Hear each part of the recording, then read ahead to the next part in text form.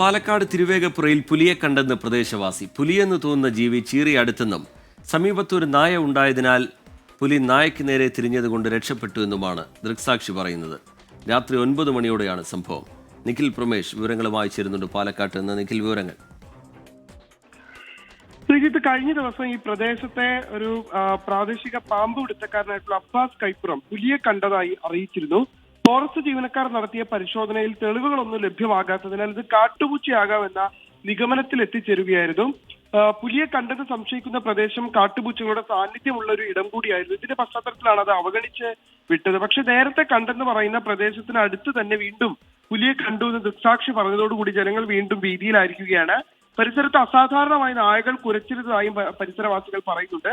എന്തായാലും വനവകുപ്പ് ഉദ്യോഗസ്ഥർ ഇപ്പോൾ സംഭവ സ്ഥലത്തെത്തി പരിശോധനകൾ നടത്തുന്നുണ്ട്. ക്യാമറകൾ സ്ഥാപിക്കുന്ന ഉൾപ്പെടെയുള്ള കാര്യങ്ങൾ ചെയ്യുമെന്ന് വനവകുപ്പ് സെക്ഷൻ ഓഫീസർ ഇതിനോടകം തന്നെ അറിയിച്ചിട്ടുണ്ട്. അതോടൊപ്പം തന്നെ ഈ പ്രദേശത്ത് പുലിയുടെ കാൽപ്പാടുകൾ കണ്ടതായും വിവരങ്ങൾ ലഭിക്കുന്നുണ്ട്. അതിന്റെ ദൃശ്യങ്ങൾ കൂടി നമുക്ക് ലഭിച്ചിട്ടുണ്ട്. ഈ പശ്ചാത്തലത്തിൽ പുലി തന്നെയാണോ ഈ മേഖലയിൽ ഉള്ളത് എന്നുള്ള കാര്യം എന്ന സംശയം ബലപ്പെടുകയാണ്.